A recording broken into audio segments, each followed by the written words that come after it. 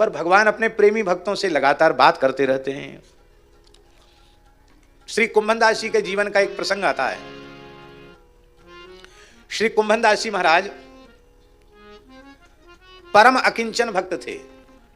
हमारे परासोली गांव, चंद्र सरोवर परासोली गांव, उसके बिल्कुल निकट ही एक गांव है जमनामतो।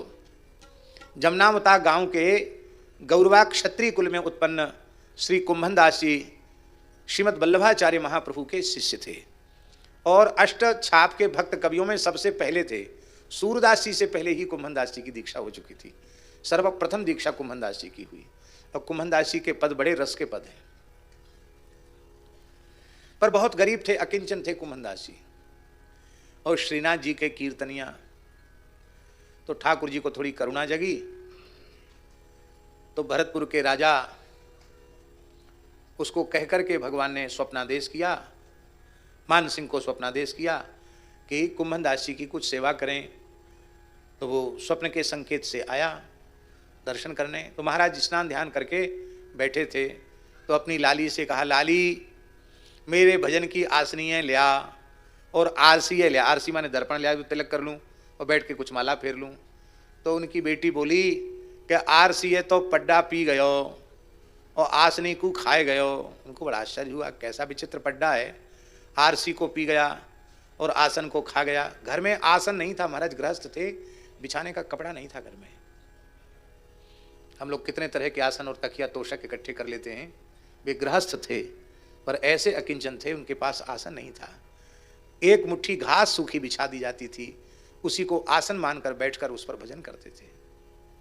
दर्पण नहीं था घर में। आज भी वो पत्थर की कुंडी जमनामते गांव में आज भी रखी है उनके घर में। उस कुंडी में, पत्थर की कुंडी में जल भर देते थे और उस जल में अपना मुख देख करके तिलक लगा लेते थे। खेती करते थे, छोटी खेती, उसमें भी जो आता उसमें भी ठाकुर सेवा, श्रीनाथ जी की सेवा, साधु सेवा, उस गरीबी में भी ठाकुर सेवा और साधु सेवा करते थे। तो ठाकुर जी को बड़ी दया आई, ठाकुर जी ने राजा को भेजा। राजा आया, उसने तमाशा देखा, अरे तो वस्तुतः बहुत ही गरीब हालत है इनकी। तो ठाकुर जी, श्रीनाथ जी कुंभनदास जी की गोद में आकर विराज गए और अपना करकमल कुंभनदास जी के गाल पर रखकर, कपोल पर रखकर बोले, कुंभनदास जी मैं आपसे कछु कहूँ? तो आपने कहा कह दो। हाथ में माला है, तो मैं कछु आपसे कहूँ? बोले कह दो। मैं कछु आपसे कहूँ? बोले। और ठाकुर जी कह नहीं रहे, खाली बोल रहे हैं, मैं कहूँ? बोले कह दो। तब तक राजा और सामने आ गया। ठाकुर जी अंतर्धान हो गए। भगवान अंतर्धान हो गए तो कुंभनदास जी को भगवान का विरह व्याप्त हो गया। अब माला में तो जप रहे थे श्री कृष्ण शरणम मम, वो मंत्र तो भूल गया। एक नया मंत्र शुरू हो गया, ना जाने का कहतो, ना जाने का कहतो, ना जाने का कहतो, ना जाने का कहतो, ये बोलने लग गए। बाद में होश आया कि राजा सामने खड़ा है। भैया तेरो यहाँ आए हुए को कहा, काम काहे के लिए आए हो? बोले मैं सेवा करना चाहता हूँ, भगवान की प्रेरणा से आया हूँ, आपकी कुछ सेवा करना चाहता हूँ। कुंभनदास जी ने कहा, मैं क्षत्रिय हूँ, मुझे दान लेने का अधिकार नहीं है, मैं ब्राह्मण नहीं हूँ, मैं कोई आचार्य नहीं हूँ, साधु संत नहीं हूँ, गृहस्थ व्यक्ति हूँ। ठाकुर जी ने छोटी सी खेती दे रखी है, उसी से गुजारा हो जाता है, हमको आपकी सेवा की आवश्यकता नहीं है। बहुत पीछे पड़ा कि कुछ माफी लिख दें, कोई गांव दे दें आपको। आपने कहा तुम्हारे मन में ज्यादा सेवा का भाव है तो आचार्य चरण की सेवा करो, हमें सेवा की आवश्यकता नहीं। गोसाई विठलनाथ जी की सेवा करो। उस समय गोसाई जी गद्दी पर विराजमान थे। तब उसने कहा नहीं, मैं तो आपकी सेवा करने आया हूं।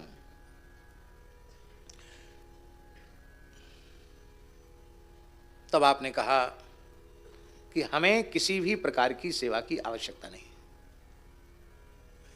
तब राजा ने कहा कि कुछ दुकानदार बता दो जिसके यहां से तुम्हारा सौदा आता हो, मोदी बता दो, तो हम कह देंगे उसको कि हिसाब किताब का भुगतान राजा के यहाँ से हो जाएगा।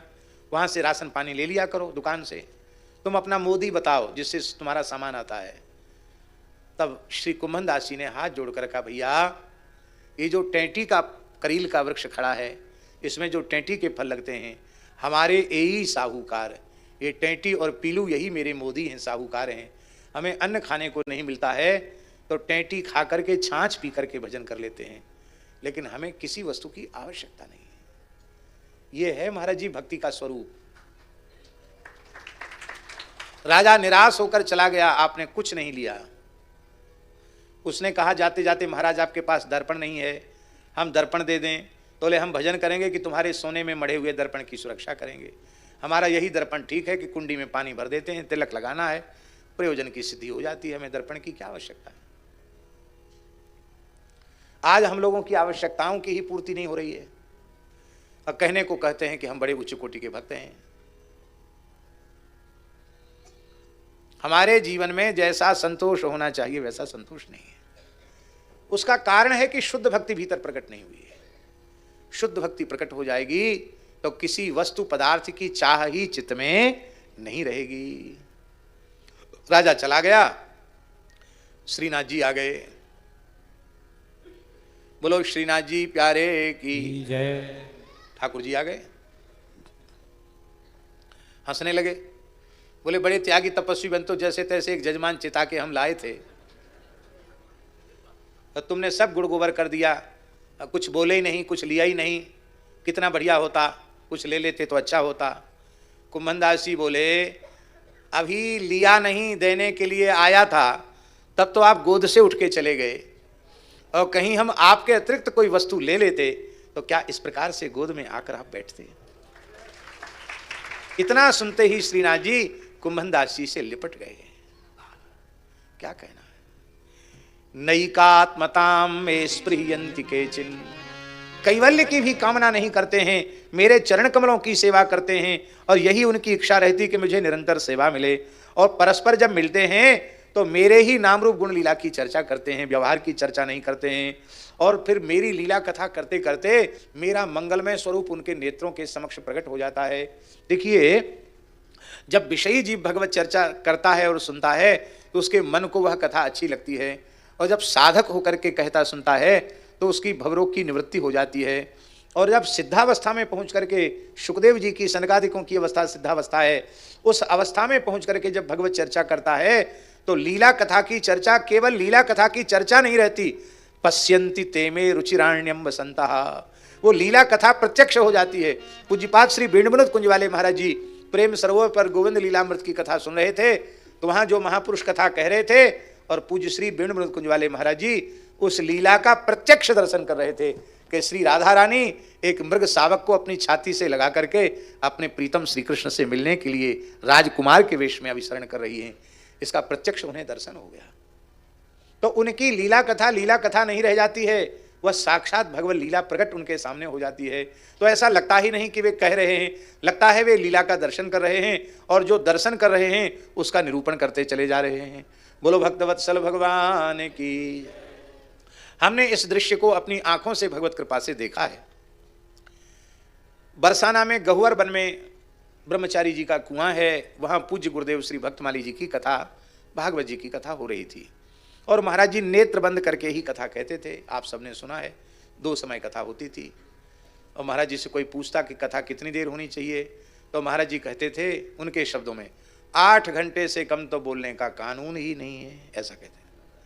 तो हमने उनकी 8-8 घंटे वाली कथा सुनी। 4 घंटा एक बैठक, 4 घंटा दूसरी बैठक, एक जैसी कथा। ऐसी सप्ताह कथा दूसरी जगह सुनना अत्यंत दुर्लभ है। जैसी महाराज जी सप्ताह कथा कहते थे, पूरी बात कहते हुए चले जाते, कोई स्कंद नहीं छूटता, कोई अध्याय नहीं छूटता, इस क्रम से वो कहते थे। अब बरसाना धाम है तो वहां कुछ रसमयी लीलाओं के प्रसंग भी आ जाते थे। तो महाराज जी ने कथा के ब्रज लीला के प्रवाह में श्री राधा कृष्ण के प्रथम मिलन की लीला को कहा कि प्रेम सरोवर पर नंदगाम से चल के बालकृष्ण आए, और महल से चल के ब्रजभानुनंदिनी राधा रानी पहुंची, और आज पहली बार श्री राधा रानी ने श्याम सुंदर को देखा, और आज पहली बार श्याम सुंदर ने श्री राधा रानी को देखा। इसी स्वरूप में वर्णन कर रहे थे, कोई बहुत बढ़ा चढ़ा के या लच्छेदार भाषा में, ऐसा नहीं, बस आंख बंद करके बोल रहे थे। आज प्रिया जी ने पहली बार अपने प्राण जीवन धन को देखा, प्रियतम को देखा, और आज प्रियतम ने अपनी नित्य प्रिया को देखा। बस इतना कह पाए, और गुरुजी कहते ही अकस्मात बड़े तीव्र वेग से पूज्य गुरुदेव भक्तमाली जी के शरीर में प्रेम के सात्विक भाव प्रकट हो गए। इतने तीव्र प्रकट हुए कि उनका सारा शरीर थर-थर कांपने लग गया। उन्होंने सामने की चौकी पकड़ी तो पूरी चौकी हिलने लग गई। नेत्र खोल ही नहीं सके, कंठ की नस उभर आई, नासिका फूल गई, एकदम रक्त जैसे नेत्र हो गए और अश्रु बहने लगे। अत्यंत व्याकुल हो गए। माने अब हम क्या कहें, हम प्रत्यक्षदर्शी हैं उस घटना के कि जैसे ही महाराज जी के भीतर उस अद्भुत प्रेम की अभिव्यक्ति हुई तो गुरुजी वहां जितने लोग बैठे थे सबके अश्रुपात और कंप पुलक आदि होने लग गया। माने भैया जी वो जो प्रेम का प्रभाव था वहां बैठे हुए लोगों पर पड़ गया। अभी आधा पौन घंटा कथा शेष थी पर महाराज जी प्रयत्न करके भी कुछ न बोल पाए, केवल कांप रहे थे थर थर। थोड़े नेत्र खोले तो नेत्र एकदम लाल थे, मेरी ओर उन्होंने देखा तो हम समझे कि महाराज जी कीर्तन के लिए कह रहे हैं। तो हम भी कीर्तन करने लगे, गोविंद जय जय गोपाल जय जय। हम तो कोई प्रेमी तो हैं नहीं, प्रेम की गंध भी नहीं है, पर वो महाराज जी के उस स्वरूप को देख के हमारे भी रोना आ गया, हमारा भी गला भराया, हम भी कैसे बोलें। तो हम भी कीर्तन कराने में समर्थ नहीं हो पाए और उसी स्थिति में कथा का पूर्वाह्नकालीन कथा का विराम हो गया।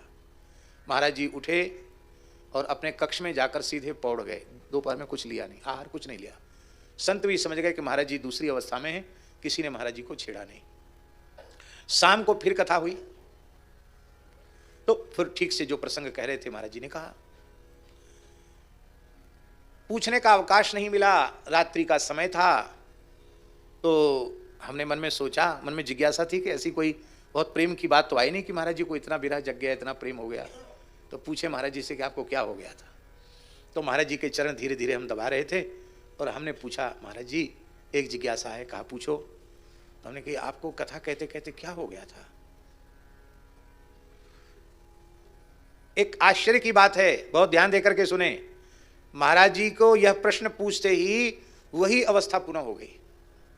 फिर शरीर थर थर कांपने लग गया और एकदम व्याकुल, अत्यंत व्याकुल हो गए। हम तो समझ गए कि जो स्थिति मध्याह्न पूर्वाह्न में थी वही स्थिति अभी अंतःकरण की बनी हुई है। ये तो पता नहीं कौन सा धैर्य धारण करके उन्होंने आगे की कथा कही। अंत में महाराज जी ने अत्यंत गदगद कंठ से कहा, पंडित जी मेरी स्थिति दूसरी है। रस और भाव से अपने को बचाकर रखना पड़ता है, नहीं तो हम भगवान की कथा नहीं कह सकते। कहाँ हम लोग सोचते हैं कि रस और भाव का स्पर्श हो जाए, और पूज्य गुरुदेव भक्तमाली जी ने कहा कि हमको रस और भाव से बचाना पड़ता है अपने आप को, नहीं तो मैं कथा कैसे कह पाऊंगा। ये है रूपाणि दिव्यानि बर प्रदानी। तो क्या था कि महाराज जी की वो अवस्था क्यों हुई। महाराज जी वो ऐसी इसलिए अवस्था हुई कि राधा रानी और श्री कृष्ण के प्रथम मिलन की झांकी उनके सामने आ गई। तो उस झांकी का दर्शन करने से उनको प्रेमोद्रेक हो गया। तो साकम वाचम स्पृहणीयाम वदंती, और वो क्या करते हैं, तैर दर्शनीया वय वैरुदारा विलास बामे विलास हासे क्षित बाम सूक्तैः हृतात्मनो हृत प्राणाश्च भक्ति रनिच्छतो मे गतिमर्मीं प्रयन्ते। दर्शनीय अंग प्रत्यंग, दर्शनीय अंग प्रत्यंग, अत्यंत दर्शनीय अंग प्रत्यंग का अर्थ है कोटि कोटि कंदर्प दर्प दलन करने वाला भगवान का मधुराति मधुर श्री अंग प्रत्यंग। और उदार हास विलास, अत्यंत मनोहारी भगवान की चितवन, और भगवान की अत्यंत रसमयी मधुरवाणी। आचार्य जी वहां बैठ जाएं, वहां अभिराम दास जी के पास, त्यागी जी के पास बैठ जाएं।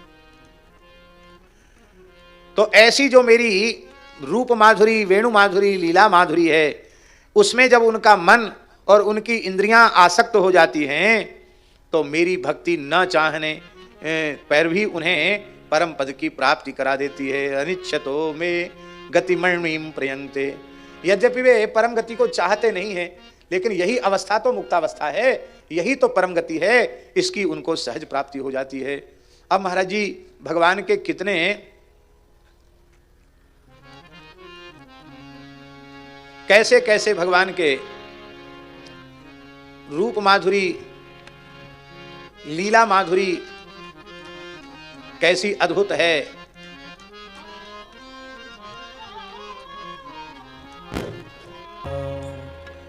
तई दर्शनीया वय वैरुदार विलास हासे क्षित वाम सूक्तई।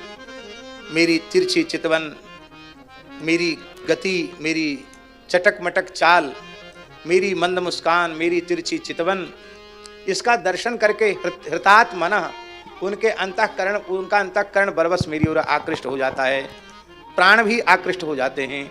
और इसी का नाम है रस रूपा प्रेम लक्षणा भक्ति। और इस प्रकार की भक्ति प्रकट होती है तो फिर वह जीते जी परम पद को प्राप्त कर लेता है। कभी मेरी लीलाओं को देख करके हंसने लग जाते हैं, कभी रोने लग जाते हैं, कभी मुझसे मीठी मीठी बातें करने लग जाते हैं। और कभी कभी जब मैं सहसा उनके सामने से तुरोहित हो जाता हूँ, अंतर्धान हो जाता हूँ, तो विरह से व्यथित होकर के फिर कहते हैं कि अथो विभूतिम मम माया माया, अथो विभूतिम मम माया विनस्ताम ऐश्वर्यमष्टांग मनु प्रवृत्तम श्रियम भागवतीम वास्पृहयन्ति भद्राम परस्यते परस्य में ते श्नुवते तु लोके। इस प्रकार से जब सर्वथा अविद्या माया की निवृत्ति हो जाती है तो उस समय मैं स्वयं जो माया का अधिपति हूं और ब्रह्मलोक तक का ऐश्वर्य देने में अपने भक्त को समर्थ हूं। मैं चाहूं तो ब्रह्मलोक तक का ऐश्वर्य दे डालूं और मैं चाहूं तो तत्काल अष्ट सिद्धि नवनिधियां प्रदान कर लूं। कहां तक कहें, मैं चाहूं तो वैकुंठ का ऐश्वर्य भी उसे प्रदान कर दूं। सालोक्य, सार्ष्टी, सामीप्य, सारूप्य, ये जो मोक्ष होते हैं उनमें भगवान कहते वैकुंठ का भगवदीय ऐश्वर्य भी मैं प्रदान कर सकता हूं। लेकिन वे मेरे प्यारे भक्त ये कुछ भी मुझसे चाहते नहीं हैं। फिर भी न चाहते हुए भी उन्हें मेरे नित्य स्वरूप की प्राप्ति होती है, नित्य पार्षद देह की प्राप्ति होती है। और मेरे नित्य धाम में पहुंच करके परस्य में तेष्णुवते तु लोके, मेरी सनिधि में पहुंच करके जो कुछ वो नहीं चाहता है, बिना चाहे भी उसे सब कुछ मिल जाता है। चाहना कुछ नहीं पड़ता, उसे सब कुछ मिल जाता है। अब क्या है, महात्माओं के जीवन में ये कोई चमत्कार नहीं होता है, भगवान ही लीलाएं करते हैं। लेकिन कई बार भगवान का संकेत हो जाता है तो वो, अब कोई विमुख प्राणी आया है और भजन में विक्षेपक बन रहा है तो उसकी अभिष्ट की पूर्ति नहीं होगी तो वो तो विक्षेप करता रहेगा। श्री रेवासा धाम के प्रतिष्ठापक परम रसिकाचार्य श्री स्वामी अग्रदेवाचार्य जी महाराज, उनके प्रभाव को सुनकर के अकबर उनका दर्शन करने आया। स्वामी हरिदास, श्री हरिदास जी का दर्शन करने वृंदावन आया और रेवासा श्री स्वामी अग्रदेवाचार्य जी का दर्शन करने गया। उसके ऐतिहासिक साक्ष्य आज भी उपलब्ध हैं।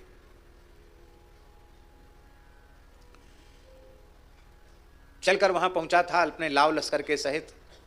वहां से नारायणा गांव गया और संत श्री दादू दयाल जी का भी उसने दर्शन किया उस यात्रा में। वो अजमेर जा रहा था, अजमेर जाते समय ये श्री अग्रदेवाचार्य जी और नारायणा गांव में श्री संत दादू दयाल जी दोनों का दर्शन करके तब अजमेर गया। तो श्री अग्रदेवाचार्य जी महाराज, ब्रह्मवेला का समय था और वे केवल सिपाही से दबाए गए हों तो कोई व्यक्ति उस पर कैसे खड़ा हो सकता, खड़ा होते ही चदर गिर जाएगा, कुआं में चला जाएगा। लेकिन वो उस पर बैठ करके और नमाज अदा करने लग गया। आपने कोई आश्चर्यचकित होकर उसकी ओर नहीं देखा। कहा देखो हमारे पास भी ऐसे ऐसे करामाती फकीर हैं। तब आप समझ गए कि ये तो पीछे ही पड़ा रहेगा जब तक इसको कुछ लीला दिखाई नहीं जाएगी। तो अब सिद्ध संतों के सामने रिद्धियां सिद्धियां तो नाचती रहती हैं। तब आपने दातुन तो कर ही चुके थे प्रभाती, आपने आज्ञा दी अपने कमंडल को, जा बच्चा स्नान करा। तो कमंडल आसन से चलकर आया, कुएं में गया, गंगा जी का जल भर के लाया, स्नान कराने लग गया। स्नान हो गया। फिर आपने अपनी लंगोटी अचला को आज्ञा दी तो वो चल के आ गया हाथ में। आपने वस्त्र धारण कर लिया। फिर आपने अपने नित्य नियम की आसन आदि का स्मरण किया, वो वहाँ उपस्थित हो गया। आपने अपने मृगचर्म को आकाश में फेंक दिया, अनंत आकाश में स्थिर हो गया। आप उस आसन पर विराज गए, वहीं तिलक स्वरूप प्रकट किया, अग्नि को वहीं प्रकट कर दिया निराधार में ही, और वहीं आहुति देने लगे। अब तो वो समझ गया कि ये कोई सामान्य महात्मा नहीं है, ये हमारी जो तुच्छ रिद्धि सिद्धि चमत्कार टटका टोना वाली, ये इनके सामने नहीं चल सकती। आप उतर के आए। अकबर ने साष्टांग प्रणाम किया और कहा कि मेरी गुस्ताखी माफ़ करो और मैं बादशाह अकबर हूँ, कुछ देना चाहता हूँ। बोले हमारी साधुता फकीरी के आगे तेरी बादशाहियत धूल है, हमको कुछ नहीं चाहिए, दोबारा कभी आना नहीं यहाँ, बस इतना ही है।